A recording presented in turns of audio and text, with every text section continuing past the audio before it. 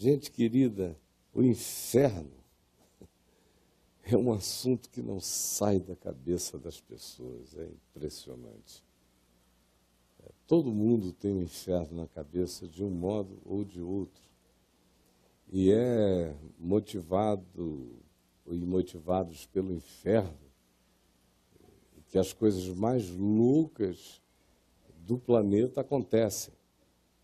Por exemplo, tem gente que, em nome de Deus e por ódio do inferno e daquilo que os humanos fazem, que pode ser considerado como agente indutor cultural de influência para que pessoas de uma sociedade, em sendo influenciadas, vão para o inferno.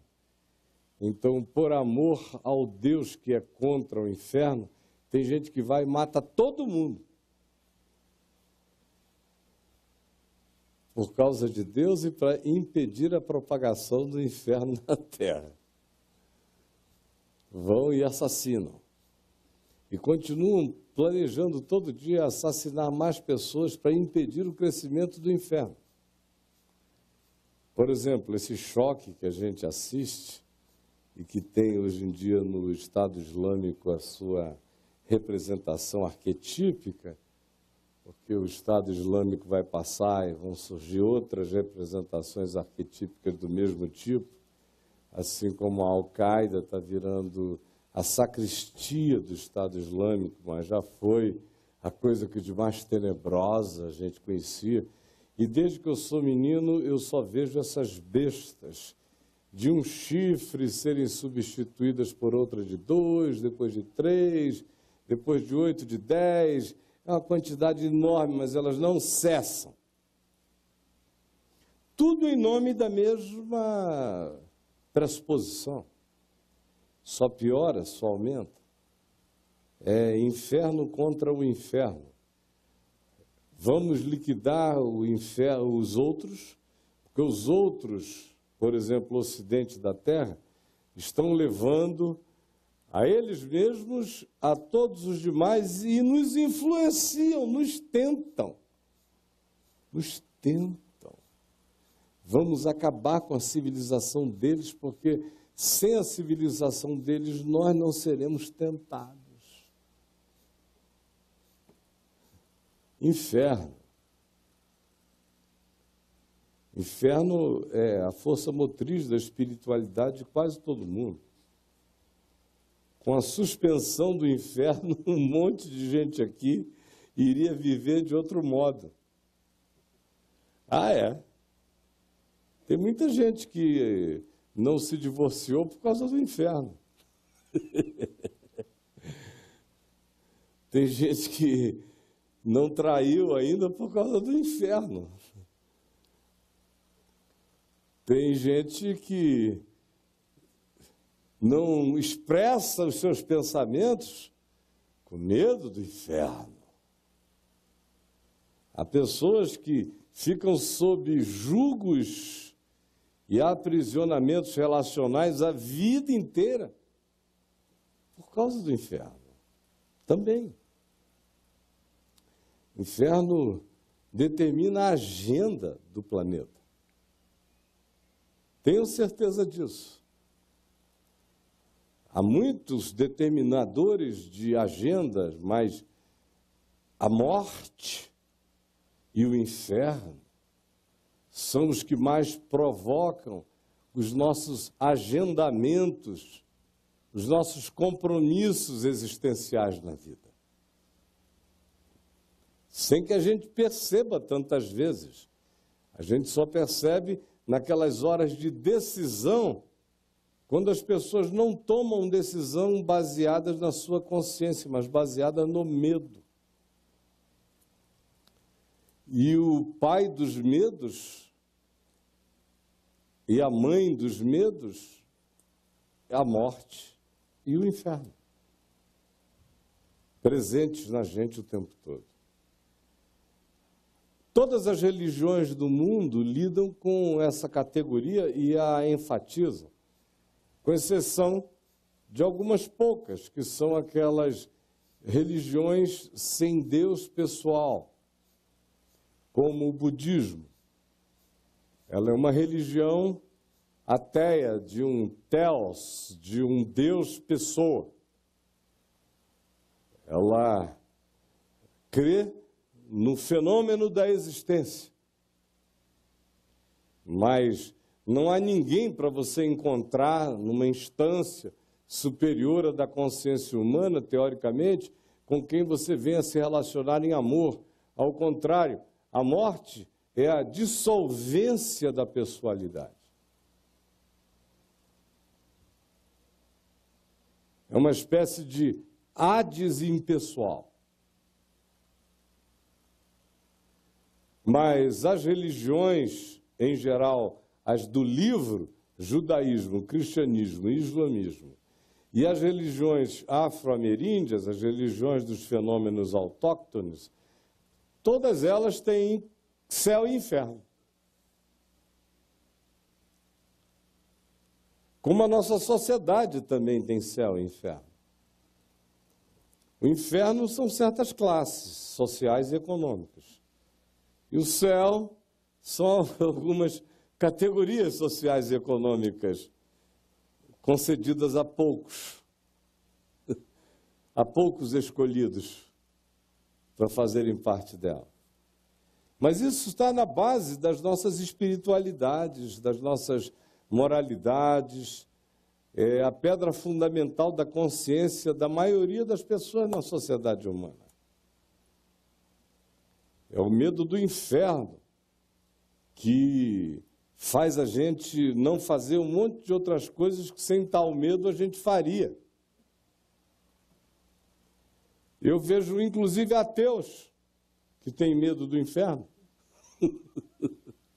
Pelo sim e pelo não, Deus não existe, mas tem tanta maldade no mundo que pode ser que continue do lado de lá. Então, deixa eu diminuir o risco aqui. E se a gente for olhar para dentro do nosso coração, nós vamos ver o poder extraordinário que a divindade de Hades, esse deus grego, tem na alma da gente, o deus da morte. Hades, filho mais velho de Cronos, de acordo com a mitologia grega. Aí você diz, mas por que você está falando de Hades se supostamente a gente veio aqui para ouvir o Evangelho? É porque o Evangelho incorporou a nomenclatura grega do Hades para falar de inferno. Hades era o filho mais velho de Cronos. Cronos, como todo pai onipotente ou com síndrome de onipotência, não suportou a existência dos seus filhos, porque entendeu que iria ser sucedido pelo seu filho Hades, que era o mais velho, o primogênito, e os primogênitos eram os sucessores. Mas se não fosse por Hades, seria por um dos outros filhos, homens. Poseidon, Zeus, que era o mais novo, mas era o mais bonito e charmoso. Cronos, então, comeu inicialmente a Hades e comeu a todos os outros.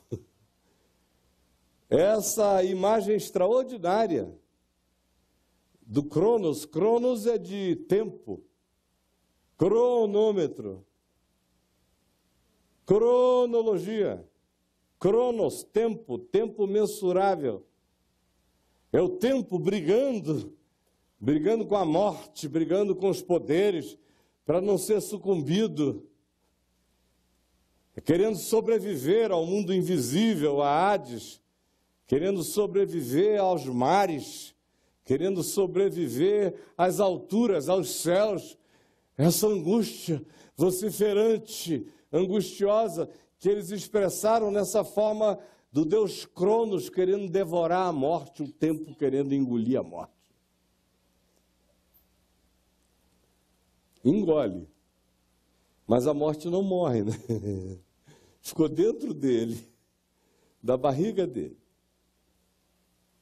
Hades.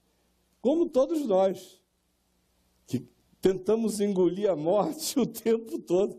Me diga, quantos anos faz que você não vem tentando comer Hades, comer a morte? Todo mundo aqui sofre da síndrome de Cronos. Todos nós queremos ser deuses imortais, contínuos, e tudo que é ameaça procede da gente, mas não faz mal, pode ter nascido da gente, a gente come. É uma imagem psicológica e espiritual linda, com aplicativos em todas as direções, mas a começar da gente. Por exemplo, a juventude é uma angústia vociferante para Cronos engolir Hades, para a gente não morrer, para a gente evitar qualquer coisa que possa ser uma intervenção de Hades prematuramente na nossa cronologia, o nosso Cronos, que é o que a gente tem de mais precioso, são as nossas contagens regressivas, um dia menos, um dia menos, um dia menos. Tem um site aqui na internet que me mandaram outro dia, alguns de vocês devem ter, que se você puser o dia e a hora, botar o dia e o ano do seu nascimento, ele dá o hit que mais estava tocando na Terra naquele período, no planeta. Aí eu botei lá, não é, o meu dia, 15 de março de 55, ainda botei até a hora que eu nasci, 18 horas. Aí veio lá o hit. Era uma musiquinha dessas de antigamente. Era mais para embalar o ritmo do meu pai e da minha mãe do que o meu. Já comecei a ser embalado por outros hits. Mas o que me chamou a atenção é que eu vi há quantos segundos eu estou vivo. Na cabeça do site tem uma secundagem decresciva. Aí eu já estava vivo lá, eu não sei há quantos milhões de segundos. Era uma coisa tipo quase 40 milhões de segundos que eu estava vivo. E aquilo caindo assim, Cronos, eu fiquei olhando ali 2 minutos e caindo.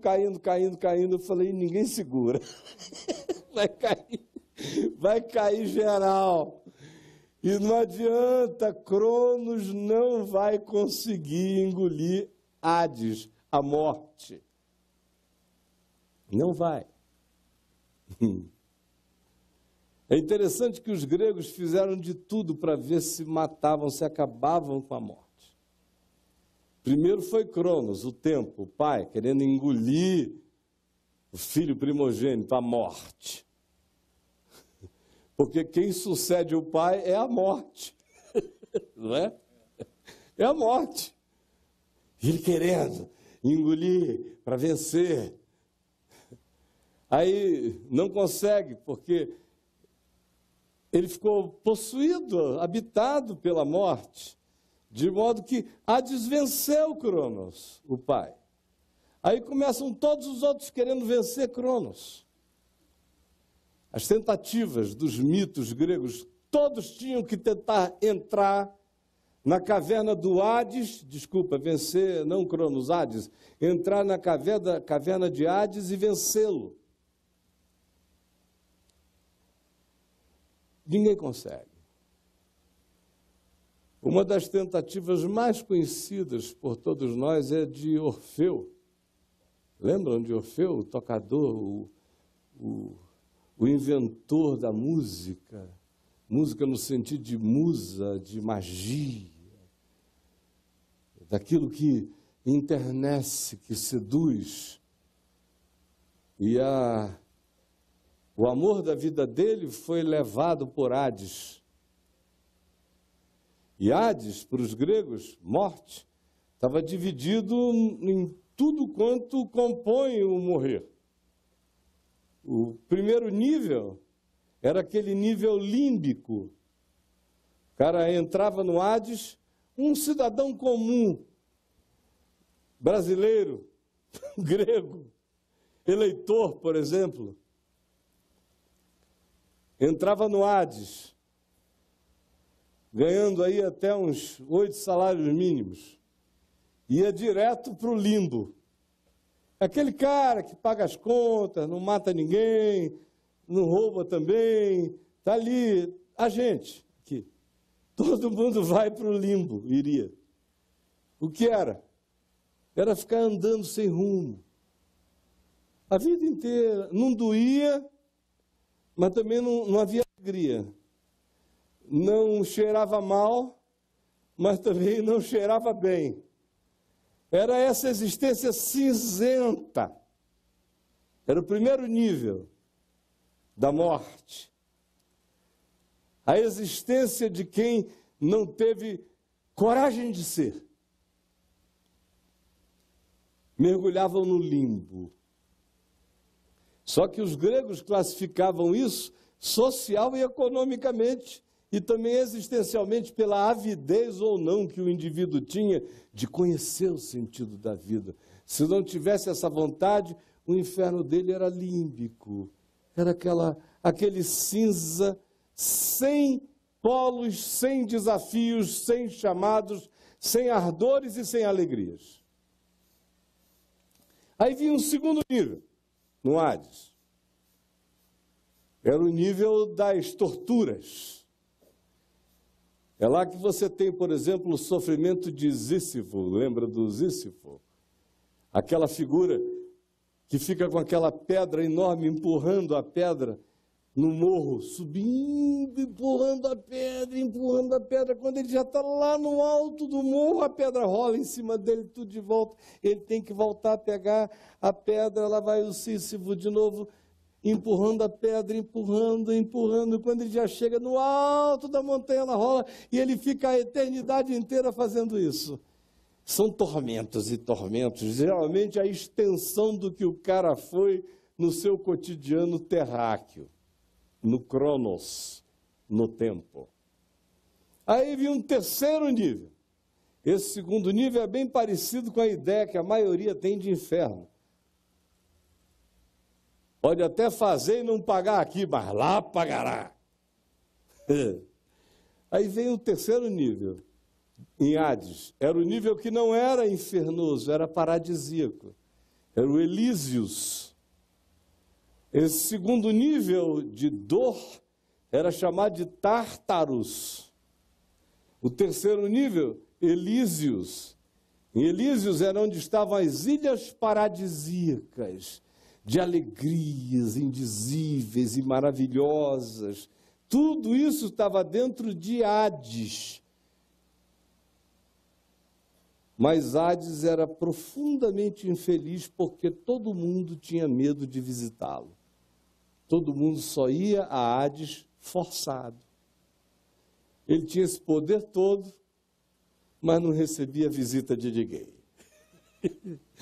Parece muita gente na família da gente que fica nessa a tal ponto que ninguém quer visitar. Mas por que eu estou dizendo isso?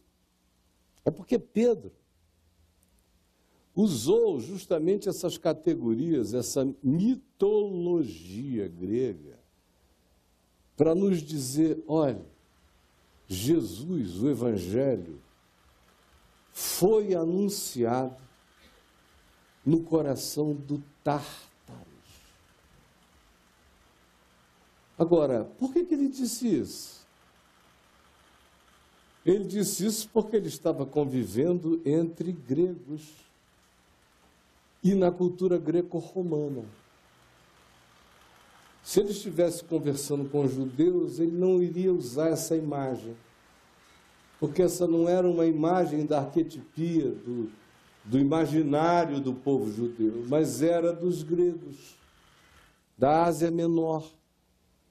O que nos ensina que o importante não é como a gente veste as coisas, se com linguagem mítica ou não. O importante é se com qualquer que seja a linguagem se esteja levando e carregando a verdade do significado. Olha só o que Pedro diz, uma vez que agora você entende, um pouco mais, se é que já não entendia, sobre o significado da morte para a mente daqueles aos quais Pedro estava falando e escrevendo. Ele não estava escrevendo para você. Ele não disse, eu vou escrever uma carta para o pessoal que se reúne na casa do Caio, no Lago Norte. Isso foi há 2000 anos atrás, para uma população que pensava no mundo espiritual assim. A morte era o reinado de Hades, o filho mais velho de Cronos, e tudo lá estava dividido nesse nível. Era assim que o mundo olhava a vida. Ele pega e diz, se Jesus venceu a morte, por que ele não vence na mente de todos os que enxergam a existência assim, não vence de dentro para fora essa construção de pânico, de medo, de engano que a morte impõe na alma de todo mundo, com as nossas angústias de a vencermos dos nossos próprios modos. É o tempo querendo engoli-la, é a música, é a poesia querendo ver se a seduz, ou são os nossos atos de heroísmo moral, e nada a vence. É o que Pedro está dizendo. Todas as tentativas que vocês conhecem de vencerem esse poder último, fracassaram. Aí, então, ele nos diz, na sua primeira epístola, no capítulo 3, do verso 18 em diante, pois também Cristo morreu uma única vez pelos pecados, o justo pelos injustos, para conduzir-vos a Deus, morto, sim, na carne, mas vivificado no Espírito, no qual também foi, no Espírito, depois de morto, enquanto o corpo dele era tirado da cruz, aqui no Cronos, no espaço-tempo, a cruz estava erguida, ele morreu, o corpo foi preparado, foi sepultado. Pedro está narrando o outro lado. Cronos é a história que os evangelhos nos contam. Aqui é uma história de quem narrou, de quem entrou, saiu e contou. O único que entrou, que saiu, que venceu e que contou. O justo morreu pelos injustos, e Hades o engoliu. Só que a morte não sabia que ele fizera isso, sendo justo, dera-se pelos injustos em amor, para nos conduzir de volta à vida em Deus. Morto, sim, na carne, constatadamente morto, do seu coração vazado pela lança, em Cronos, no espaço-tempo, saiu sangue e água, morto na carne. Porém, na outra dimensão, vivificado em espírito, invadia o Hades. Porque em espírito é que ele foi e pregou no Hades aos espíritos em prisão, os quais, olhem a loucura, os quais, esses espíritos do Hades, ele diz, são também aqueles, ele pregou aos espíritos em prisão, os quais noutro tempo foram desobedientes. E aí ele narra um episódio de uma natureza absolutamente estranha aos sentidos humanos convencionais. Ele diz que Jesus entrou e pregou aos espíritos que tinham sido desobedientes noutro tempo na história. Que tempo?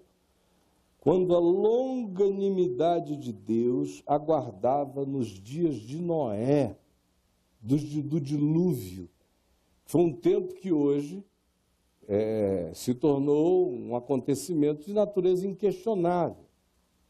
Na década de 30, 40, 50, que surgiram aquelas modas de tentativa de relativizar o dilúvio, eu ainda peguei a rebarba disso, evangelizando nas universidades na década de 70. Hoje em dia, a antropologia universal, a geologia, os achados mais extraordinários das ciências mais diversas, com as datações mais sofisticadas e a antropologia mais ampla possível, não nega esse dilúvio comum narrado por todas as civilizações da Terra. É esse tempo aqui que se diz, por que esse tempo foi tão incomum e por que esse inferno, esse Hades, esse Tártaros, foi tão importante, essa visita, e a narrativa de que foi e pregou o Evangelho aos espíritos em prisão. Isso é contra tudo que nós fomos ensinados a vida inteira. O cara morreu, não tem mais chance para ele, jamais. Mas aqui, tem um que entra em Hades e sai do Hades. E não sai com uma historinha. Ele sai levando cativo o cativeiro. Ele entrou e pregou aos espíritos em prisão. Muitos comentaristas do texto grego original dizem que a expressão para pregar é uma proclamação de vitória, de redenção, de resgate. Olha a loucura dessa graça de Deus. E Pedro faz questão de exagerá-la, porque ele está falando para gregos em relação ao Hades. O único que entrou e saiu, não saiu para contar a história, saiu trazendo os que estavam cativos lá de dentro para fora. Que eram aqueles que foram desobedientes quando a longanimidade de Deus aguardava nos dias de Noé. Vocês lembram? Abram aí, se quem quiser, ou abram depois, anotem para pesquisar mais tarde, em Gênesis 6, de 1 a 7. É aquele tempo ali que você está descrevendo aqui. Quando foi? Quando aqueles seres alienígenas, os Benai Elohim, traduzidos aqui como filhos de Deus, e que só aparecem no Velho Testamento vinculados a anjos, a seres não da nossa dimensão, mas de uma outra, o que é corroborado por Pedro na segunda epístola dele, e por Judas, o irmão de Jesus, aludindo ao mesmo tempo, fala de anjos. Os Benai Elohim, os filhos de Deus, não era a descendência de Sete com tesão na descendência de Caim. Não, isso era normal. Eram pessoas, entes espirituais, que você pode chamar de alienígenas, de anjos. O texto original hebraico chama de Benai Elohim, filhos de Deus, designando uma categoria não humana de criaturas, e diz que eles se imiscuíram com as filhas dos homens, geraram alterações genéticas na espécie e surgiram aqueles entes extraordinários acerca dos quais os gregos, os egípcios, os celtas, os Nazca, os saxãos, todos dão testemunho, e a Escritura dá o testemunho mais veemente possível no Velho Testamento dessa alteração de natureza genética amorfa e monstruosa que aconteceu no mundo, em razão do qual veio o dilúvio para zerar a humanidade, para desmonstrificar o que se tinha feito. Isso é tão extraordinário, e a civilização que tinha sido construída antes no planeta inteiro era tão absolutamente desenvolvida. Quando a gente acha alguns rastros disto nas nossas escavações, a gente entra em perplexidade, sem compreender como é que tanta sofisticação foi sepultada subitamente e a humanidade foi zerada e recomeçou quase do nada. Cada vez mais fica mais inexplicável como é que quando você viaja para baixo desse layer de água de dilúvio que você encontra nos cortes arqueológicos no mundo inteiro, quanto mais para baixo você escava, mais extraordinariamente sofisticada era a civilização. Aí depois disso, você volta quase que a uma idade primitivíssima e recomeça todo um processo de evolução civilizatória outra vez. Por isso, a Escritura chama isso de o mundo antigo. Foi sepultado o mundo antigo. As Atlantas, todas as descrições, a gente fica o quê? Tratando Platão como doido? O cara não era doido, não. Estava falando de coisas que aconteceram. Nós é que somos uns idiotas presunçosos. Houve coisas extraordinárias, foram tão fantásticas e tão malucas e tão inumanas, foram sepultadas para que houvesse continuidade. Do contrário, a humanidade teria se aniquilado há muito tempo atrás. São esses espíritos desse tempo, incluindo os entes resultantes dessa desgraça. Surgiram entes inumanos. Olha até onde vai a graça de Deus.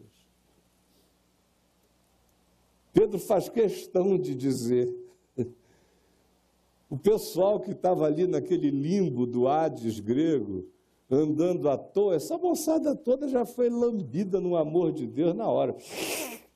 Embora nunca tenha havido isso era só na imagem, no imaginário grego. Mas o que ele está dizendo é, seja qual seja a sua arquetipia, a cruz tragou tudo, engoliu tudo.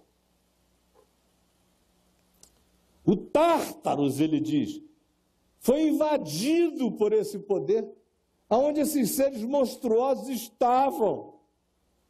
E ele entrou e anunciou a vitória sobre Hades, sobre o Tártaros, sobre a morte.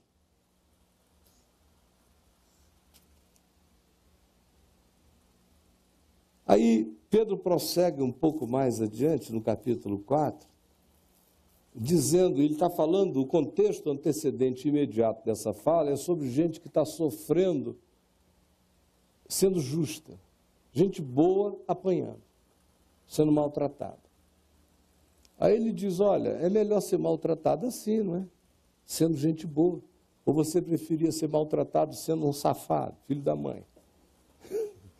Então, por favor, já que você está sendo tratado sendo gente boa, dê glória a Deus, porque sobre ti repousa o Espírito da glória de Deus. Mas não seja nenhum de vós maltratado com razão de ser, porque seria trágico. E aí ele diz, porque Jesus também foi maltratado assim. E porque ele foi maltratado assim, ele morreu, e porque ele morreu nesses maltratos, o justo pelo injusto, é que ele ganhou autoridade para entrar no Hades e não sair só com uma história, sair com gente inconversível, convertida, com gente irredimível, redimida. É só quando você tem a coragem de aceitar ser o justo tratado como injusto, sem se corromper no processo, atravessar a morte, que você ganha esse poder do Evangelho de olhar na cara dos monstros e anunciar a vitória. É a melhor e única chance que eles terão de serem também redimidos. Esse é o contexto existencial aplicado à prática cotidiana daqueles com quem Pedro estava conversando. Só que ele abriu esse parêntese, de repente, e nos ajudou a entrar nesse portal e dar uma olhada. E ele foi o único que de lá saiu. Pedro prossegue no mesmo tema do sofrimento, de dizer, não fique preocupado com o sofrimento, só não sofra o mau sofrimento, o bom sofrimento te introduz aparentemente em coisas horrendas, mas você sai vitorioso delas. Esse é o espírito do que está sendo dito. Ora, tendo Cristo sofrido na carne, capítulo 4 da primeira epístola de Pedro, Tendo ele sofrido na carne, armai-vos também vós do mesmo pensamento, do mesmo pensamento. Ele está ensinando aqui uma filosofia da fé. Do mesmo pensamento. Você consegue entender isso? Pois aquele que sofreu na carne deixou o pecado, esse é o princípio. O justo sofre injustamente, ele se santifica. Ele fica mais forte, ele vence. Ele é jogado na morte da reputação, injustamente ele sai de lá mais digno. Isso é um ensino aplicado ao cotidiano, embora Pedro tenha aberto aquele portal e disse, olha, o princípio se baseia nessa vitória. Esse é o axioma universal. É nisso que o princípio se aplica no cotidiano da nossa vida. Sim, aquele que sofreu na carne deixou o pecado, para que no tempo que vos resta, em cronos, na carne, já não vivais de acordo com as paixões dos homens, mas segundo a vontade de Deus. Cronos está passando, não use Cronos para alimentar o que morre, o que é comida de Hades. Atravesse Cronos fazendo a vontade de Deus, que é o Evangelho. Porque basta o Cronos decorrido, o tempo decorrido. Olha como o contraste entre o Hades, a morte e o tempo decorrido estão em choque o tempo todo no texto que a gente está lendo. Porque esse é o sentido. Basta o Cronos, basta o tempo decorrido, para terdes executado a vontade da loucura, da média ponderada da idiotice humana, tendo andado em dissoluções, concupiscências, borracheiras, surubices, urgias, bebedices e em detestáveis idolatrias. Chega! Por isso, difamando-vos os outros, eles entram em crise, quando não veem vocês mais aderirem, esposarem, concorrerem, comprometerem-se, aliarem-se, associarem-se com eles ao mesmo excesso de devassidão. Eles ficam com ódio cada vez mais, porque um dia você fez parte do processo. Agora, o Evangelho que revelou a você que tudo que você faz em Cronos, brigando contra a morte, já está perdido de antemão. O Evangelho que mostrou a você que a vitória contra essa angústia vociferante, angustiada, sôfrega insaciável de Cronos, é vencida pelo Evangelho, quando a gente sabe que Jesus venceu o que apavora Cronos, que é morte, que é Hades, venceu de dentro para fora. E o coração da gente entra em estado de pacificação. E aí a gente sossega as dissoluções, as concupiscências, as borracheiras, as orgias, as bebedices, as idolatrias detestáveis, tudo cessa. E aí eles veem a transformação e começam a nos difamar, estranhando que a gente tem encaretado tanto, estranhando que a gente não surube mais, estranhando que a gente não ande mais vomitando de bebedice em bebedice, de loucura e de loucura, acordando em camas que a gente não sabe de quem são. E eles dizem, poxa vida, você era tão legal naquele tempo. Mas agora você está essa coisa estranha. Já nem mais entra com a gente naquela santa devassidão. Os quais, esses, que estranham e que cobram de você esse procedimento, que já não mais será o seu, esses hão de prestar contas àquele que é competente para julgar vivos e mortos. Aí a gente diz, puxa vida, Essa misericórdia de Deus é tão grande que entra lá no Tártaro, tira um bicho nefilim desgraçado de lá, uma civilização mais maluca, a civilização mais maluca e mais geneticamente alterada que a humanidade já conheceu, e vai lá e proclama a graça e os tira de lá. Para terminar assim, é um amor que só termina em condenação. Faz uma misericórdia danada para anunciar um final trágico. Porque seria uma contradição, não é? Eles estão difamando vocês porque vocês não entram mais no excesso de devassidão, mas eles vão de prestar contas àquele que é competente para julgar vivos e mortos. Você precisa de, puxa vida, tudo que é amigo meu está danado de novo. Aí Pedro prossegue dizendo, pois é a razão, né? É o porquê da história. Porque, ou razão pela qual, ou para este fim, foi pregado o Evangelho também a mortos. Aqui, os mortos daqui, daquele portal sobre o qual falei há pouco. É o contexto. Para este fim foi o Evangelho pregado também a mortos. Para quê? Mesmo julgados na carne, como esses aqui que difamam, estranhando que não concorrais com eles mais no mesmo excesso de devassidão, os quais hão de prestar contas, para que o Evangelho foi pregado a mortos, esses aqui estão mortos em delitos e pecados, o Evangelho foi pregado a mortos na morte e a mortos na existência, também a mortos, para que mesmo experimentando o juízo na carne, segundo os homens, eles tenham ainda a chance no Espírito, segundo Deus, como aconteceu com aqueles que estavam dentro do Tártaros e foram tirar de lá arrancados pela mão poderosa do Cristo de Deus, conforme Paulo corrobora em Efésios, no capítulo 4, no verso 7, quando nos diz,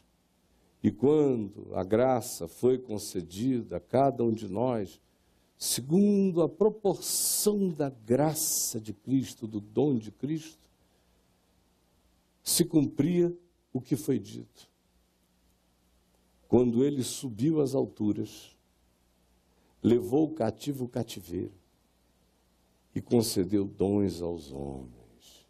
Ora, que quer dizer que ele subiu acima das alturas, senão também que ele havia descido até as regiões inferiores à própria terra, à morte, ao Hades.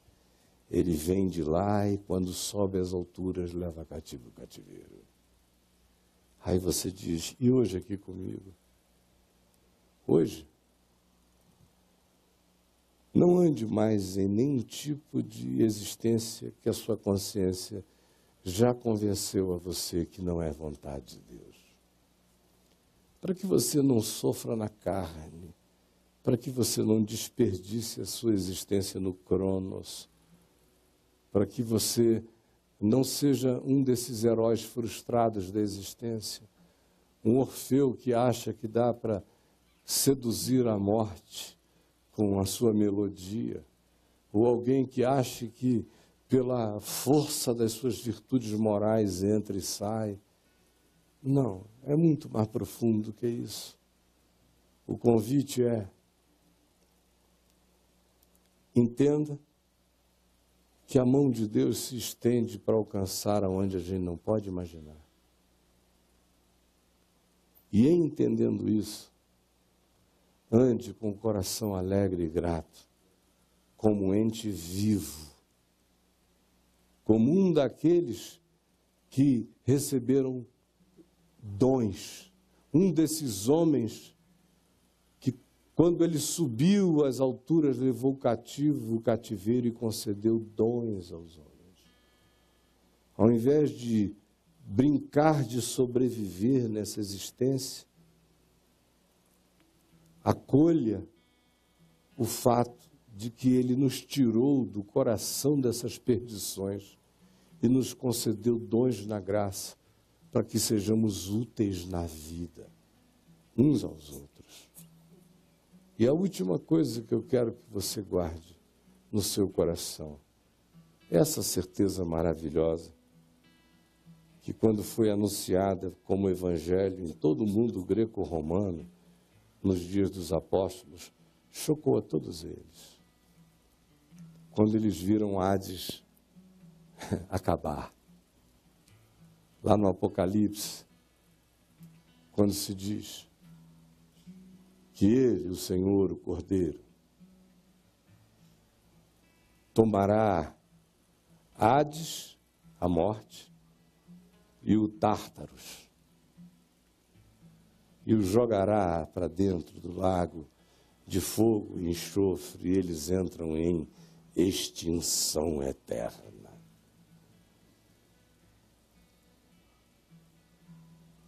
O inferno vai acabar. Só o amor de Deus permanecerá eternamente. Mas até lá, tem muita gente vivendo no inferno hoje, tem muita gente que ainda vai conhecer desnecessariamente o inferno e muitos infernos, e que não precisava mais conhecer nenhum. Porque a mão do Eterno se estendeu para o mais profundo de todos os tártaros. Tirou lá de dentro os seres anômalos, os inumanos pré-diluvianos, os filhos da fusão indescritível, as criaturas inomináveis, os híbridos indizíveis, e toda uma geração alucinada.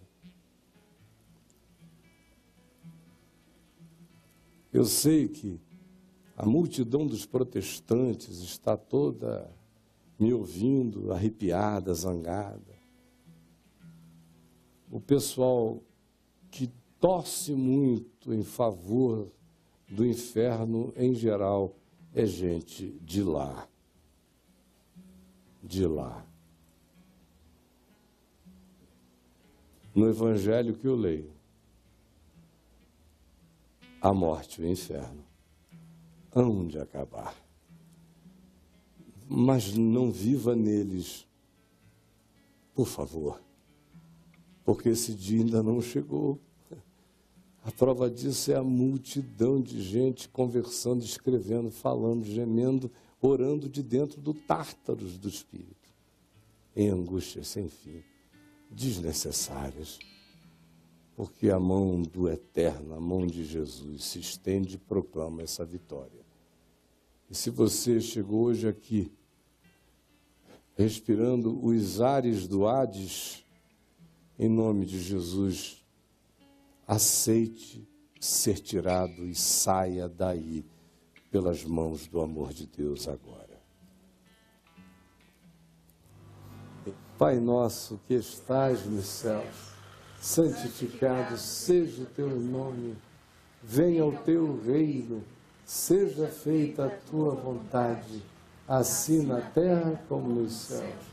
O pão nosso de cada dia nos dá hoje, perdoa as nossas dívidas, assim como nós perdoamos os nossos devedores, e não nos deixes cair em tentação, mas livra-nos do mal, pois teu é o reino, o poder e a glória para sempre. Em teu nome nós abençoamos, oramos e pedimos tua misericórdia sobre esses meninos loucos e endemoninhados do Estado Islâmico, tomados de ódio, de revolta, de demônio, de ânimo de morte, até a morte de si mesmos. Tem compaixão. Eles vivem hoje o papel do perverso que oprime, que mata. E tu disseste, eles vivem hoje o papel do inimigo. Tu disseste, orai, orai por eles. Amai esses seres e orai por eles. Nós oramos por eles E oramos pelos pais deles, pelas famílias deles. Que desgraça é ter uma alma assim na família. Como aquele pai que falou diante de ti, Jesus, esta semana, que ficou aliviado quando soube que mataram o filho dele e o filho não iria matar mais ninguém. Que coisa horrenda. Nós dizemos, Maranata, vem Jesus. A terra geme, está bêbada e cambaleante. Levanta homens e mulheres lúcidos, não deixa que nós entremos na mesma embriaguez planetária, mas preserva as nossas mentes.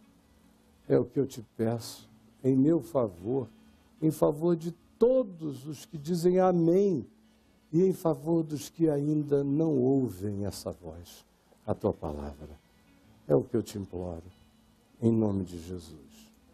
Vão em paz, meus irmãos, uma boa semana. Que Deus nos encha do Espírito Santo e leiam o Evangelho de carreirinha, em nome do Senhor.